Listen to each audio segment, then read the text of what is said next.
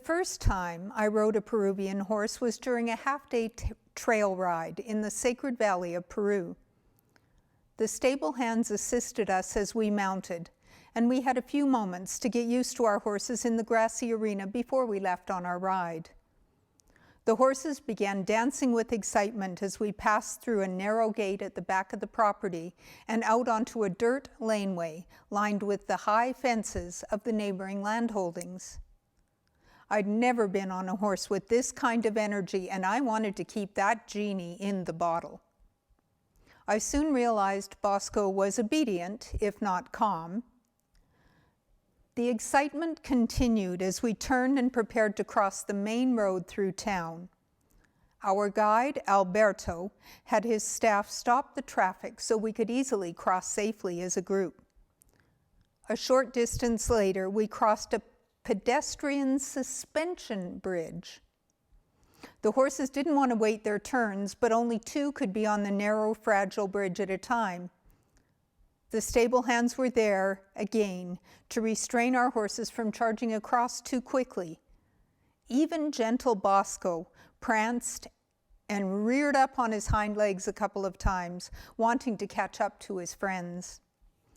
We'd been riding for 20 minutes, and I'd already had more excitement than in the 2 years I'd been taking lessons in trail riding along the river at our ranch.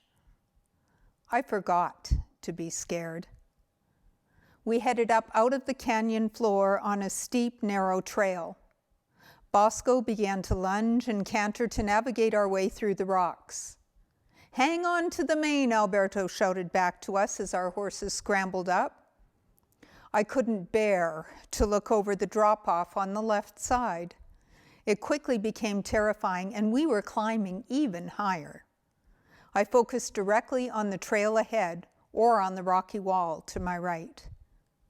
We gathered at a flat stop at the top of the trail to allow the gasping horses to recover.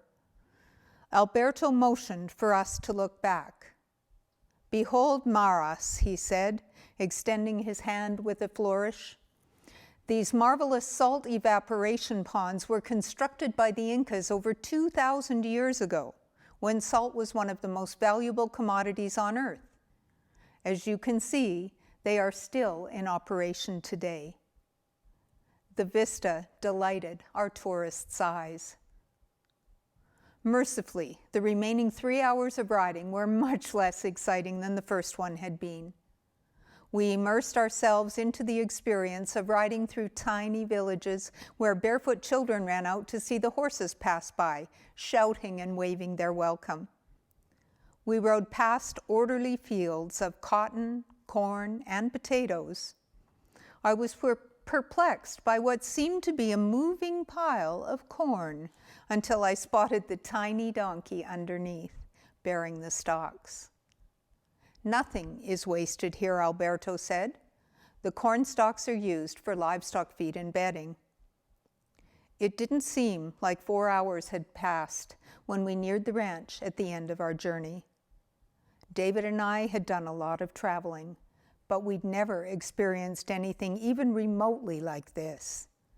No one could have predicted the changes that occurred following that dinner show in Lima and the trail ride in the Sacred Valley.